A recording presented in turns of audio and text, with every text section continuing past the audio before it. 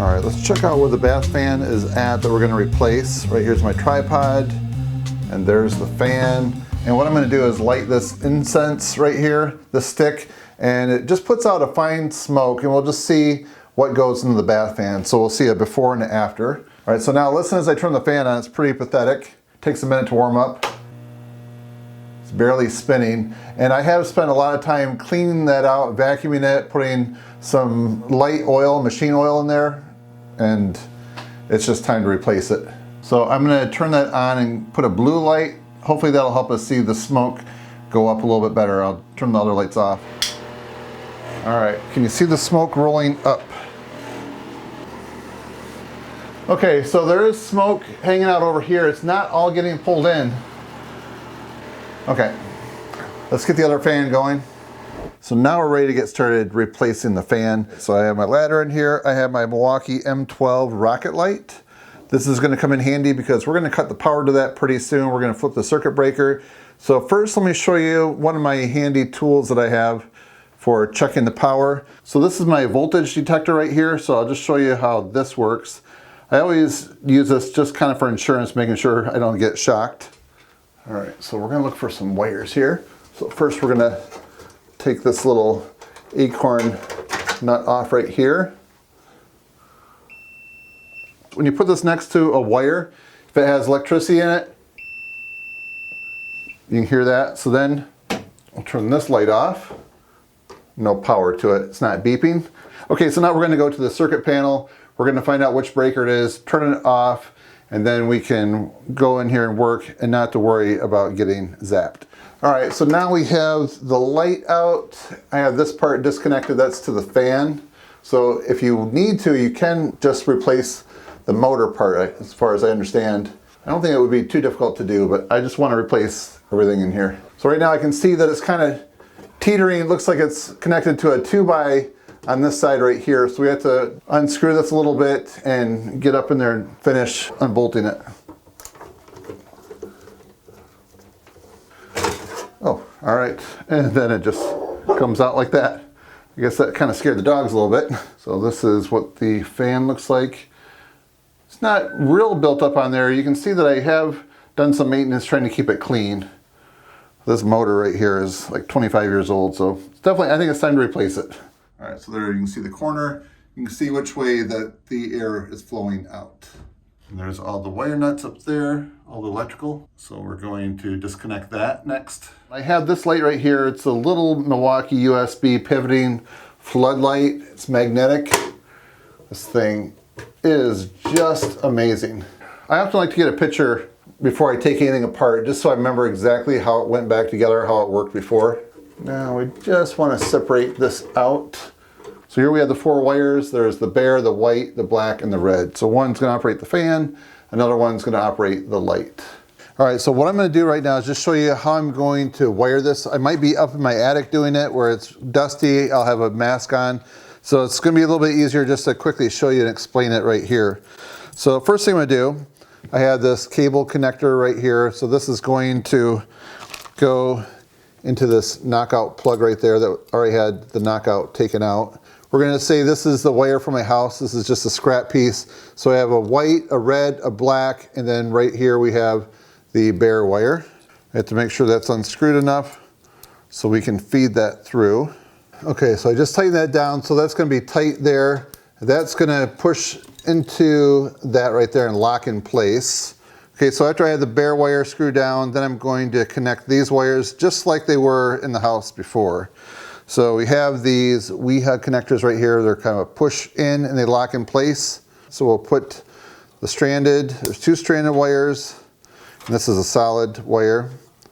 I really like these when you're connecting the different ones. It just makes it really easy.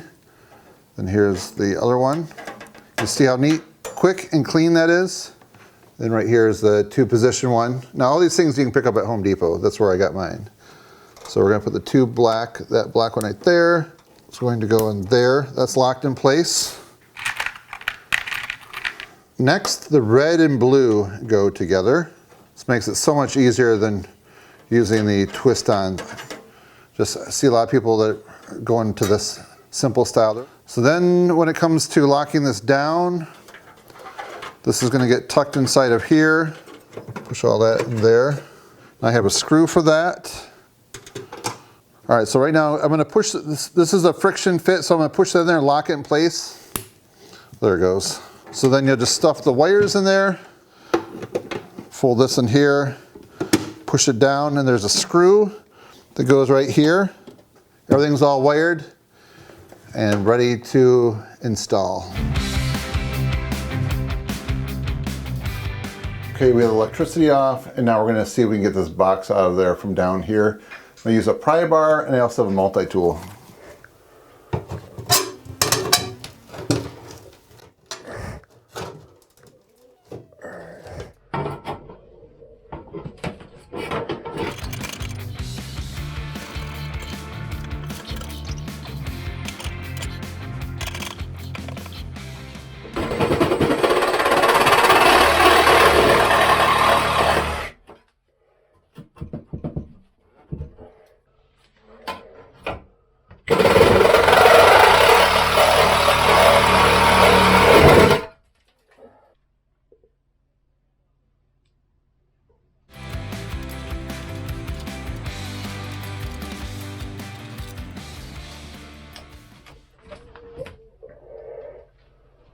Okay, so here's the deal. I spent a little time figuring out how I'm going to direct my new ductwork out. And here's the wire. Fortunately, I have a lot to spare there. It's going to make it this easy. All right, this is something I decided to do. It's about 21 inches long. It's a 2x4. You can see how I notched it out a little bit to take a little bit of weight off. I'm going to put it up in the ceiling right here and then put a few screws there. It'll just help support in case I need to put a few screws on this side. The last time it sagged down just a little bit, and it just took a little bit of finger pressure to hold it up. So I'm not going to have a lot of weight on the drywall. So what I'm doing here is neatly feeding that 2x up in the ceiling one side at a time, and then using my M12 impact to run some drywall screws into it, which I'll patch later. And I have it nice and secure up there. And now I have a zip wall spring-loaded pull, which will hold that box up into place. Since I'm working by myself, it's like an extra pair of hands. The next thing I need to do is feed the duct. I'm going to end up taking this old ductwork out. This is not insulated.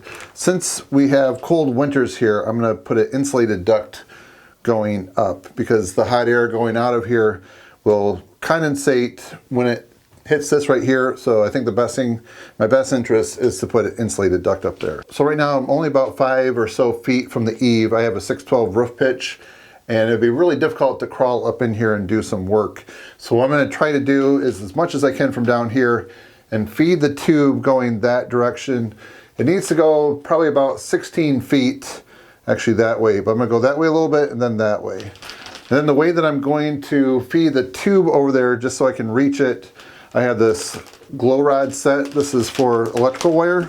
So this right here is the end of the glow rod. If you've never used one before, these are pretty cool. So I'll just show you. I'll put a little bit of light on it real quick. So if I had someone down here feeding it, I'm not sure how long that'll keep glowing, but the attic's usually pretty dark up there, so this will help me see it if I need to.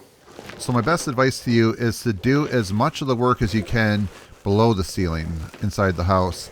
If you're up in the attic, it's just a lot of work and sometimes difficult to reach.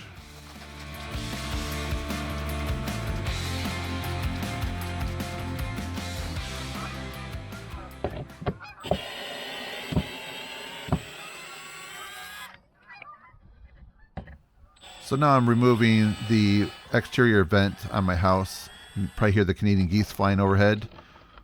So this really shocked me when I took this off. Look inside here. There's a hornet's nest that almost completely blocked any airflow from going out. It's just crazy. Look at all that. Never knew that was there. And there's even some mud in there from the wasps. And now I'm putting the new one in, and that flap design is going to be a whole lot better. So that's what the tube looked like going inside my attic. So I'm glad I was able to push it from down below to that area. And then it's going to run right here to the end of the house, the gable end, and I'm just doing my final connection. I have the foil tape and then a zip tie. This was difficult to get to. And here's the final result. The insulated duct is going all the way outside. And now I have to hook the other end to the fan itself. There, I clipped the bracket into the fan. Then I'm fitting it in there. I definitely recommend a dust mask and glasses. Then I'm screwing it into that roof rafter on that one side. And then I'm pre-drilling some holes on this side to go into that 2x that I added. And now I'm adding the light to it that just plugs in place. And then there's the trim assembly that goes around it. And then there's that little acorn nut that holds it in place. And the bulbs you use are the A19. I'm just using a 40 watt bulb. Let's test it out. Okay, now I'm going back outside to just finish securing that vent to the house itself, putting a guard over the top, and that opens up so I can get to it in case I need to clean it out again. See how that flips up like that? And the fan's running, so you can see that flap is open. All right, I'm really happy with the way that everything went. The most difficult thing was up in the attic trying to make that final connection. There's probably a way that I could have done a little bit easier, but that's just something that I encountered at the very end, but it did go well. And then now I'm ready to take on the painting of this room. Tomorrow I'm gonna start taping it off. We have a little bit of paint to scrape and prime it and then paint it. So let me show you the final results here. The light and then the fan. So I don't know if you can see the smoke going up. So I came across this incense stick trick many years ago. It's a good way to see if you have like a drafty door or window. Yep, it's going in through all four sides. You can definitely see it. So this fan right here is probably like the average decibels that it puts out. Scones or sones. So you can get a quieter model. I can definitely tell that it works well. Hopefully this helps you out. If so, let me know. And if you're interested in some of the tools I used on this project, I will have a link to them at the Home Depot down below. All right, friends, so if you enjoyed this video, please give it a thumbs up and help support my channel. Thanks for watching. See you next time.